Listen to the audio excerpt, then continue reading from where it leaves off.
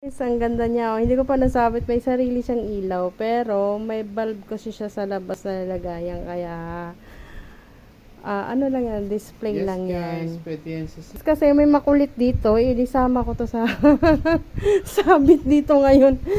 O, ayan. Ilalagay ko na siya sa labas. Maganda. Tingnan natin kung ano itsura niya sa labas.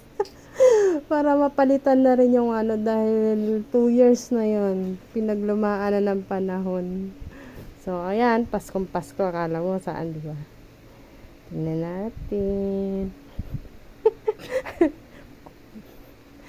Ang kulit, no? Meron pa yung mas magandang design. Kaso lang, mas pricey siya eh. Kaya, tingnan natin. Try natin kung aabot ng taon, isang taon. No? So, ang ganda lang kasi may libre siyang flashlight sa ilalim. pagkakabal. Oh, ayan na. Ilalagay na natin sa labas.